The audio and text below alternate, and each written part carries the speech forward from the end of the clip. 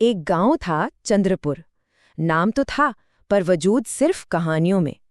ये किसी नक्शे पर नहीं था, ना ही किसी जीपीएस में। इसकी बातें सिर्फ किंवदंतियों में जिंदा थीं।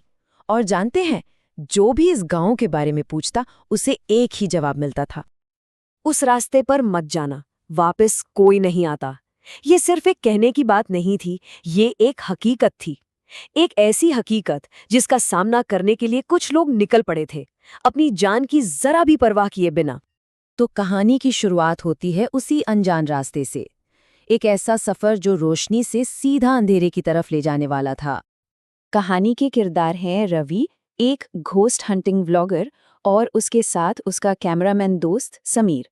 अब रवि ने जब चंद्रपुर की ये किंवदंती सुनी कि एक ऐसा गांव है जहां रात के बाद इंसान नहीं बल्कि साएं घूमते हैं, तो बस उसके अंदर का वो एडवेंचर और शोहरत पाने का कीड़ा फिर से जाग उठा। समीर ने उसे बहुत रोका, बहुत समझाया, पर वो नहीं माना। उसने एक ही फैसला किया, वहीं जाऊंगा। उसे क्या पता था कि ये फैसला उसे एक ऐसी अंधेरी दुनिया में खींच लेगा जहां से वापसी का कोई रास्ता नहीं था। उनका सफर जैसे जैसे रात गहराती गई और भी खतरनाक होता गया। शाम ढलते ही वो एक घने, एकदम खामोश जंगल में दाखिल हुए। रात होते होते पेड़ों से अजीब सरसराहट की आवाजें आने लगीं। ऐसा लग रहा था जैसे कोई उन पर नजर रखे हुए हैं। और फिर ठीक आधी रात को उनकी बाइक अचानक बंद हो गई। तभी अंधेरे में उन्हें एक सड़ा हुआ साइन बोर्ड नजर आया, जिस पर लिखा था, चंद्रपुर, आखिरी चेतावनी।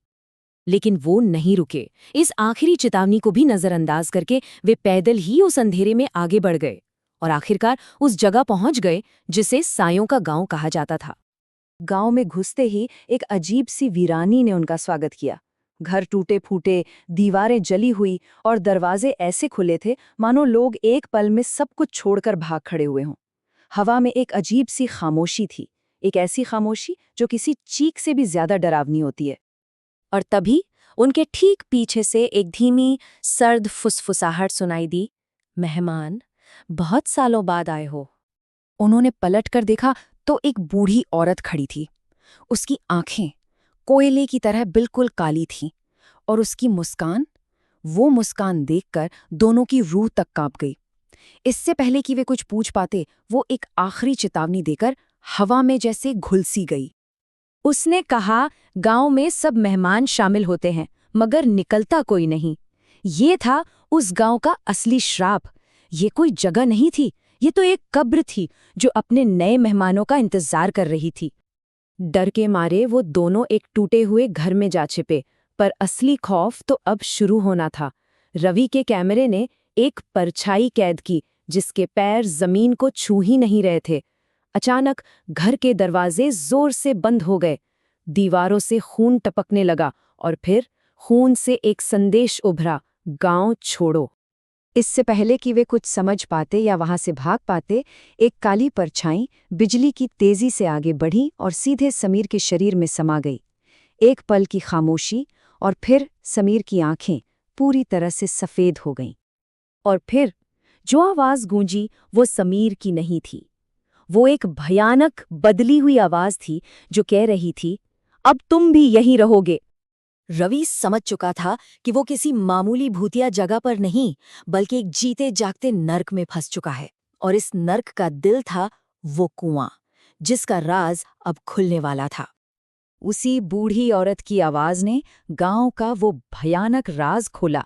30 साल पहले एक हादसे में गांव के सभी लोगों को एक ही रात में जिंदा जला दिया गया था। उनकी तड़पती आत्माओं ने बदला लेने के लिए इस जमीन पर कब्जा कर लिया और ये गांव जिंदा लोगों के लिए एक जाल बन गया। रवि अपनी जान बचाने के लिए भागा, पर गांव उसे जाने नहीं दे रहा था। हर रास्ता, हर गली उसे घुमा फिराकर एक ही जगह वापस ले आती, गांव के चौक में बना वो खूनी कुआं। अचानक कुएं के अंदर से समीर की असली तड़पती हुई आवाज आई। वो चीख रहा था, भाग जा भाई, ये गांव इंसान को जिंदा खा जाता है। रवि कुछ कर पाता उससे पहले ही उस कुएं से हजारों भूतिया हाथ बाहर निकले और समीर को खींचकर अंधेरे की गहराइयों में ले गए, हमेशा के लिए। समीर जा चुका था। रवि अब उस शापित गांव में बिल्कुल अकेला था।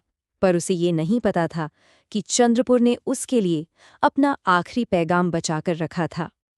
जैसे ही सूरज निकला, वो पूरा गांव गायब हो गया, जैसे कभी था ही नहीं, मानो कोई बुरा सपना हो। रवि किसी तरह शहर वापस पहुंच गया। उसने कांपते हाथों से वो खौफनाक फुटेज अपने चैनल पर अपलोड कर दिया। उसे लगा शायद अब सब खत्म हो गया है। पर वो गलत था। उसी रात उसकी वीडियो पर एक नया कमेंट आया। उसमें लिखा था, तुम वहां से निकले नहीं हो रवि, अभी भी यहीं हो।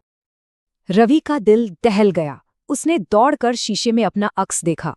सब कुछ ठीक था, सिवाय एक चीज के। उसकी परछाई गायब थी।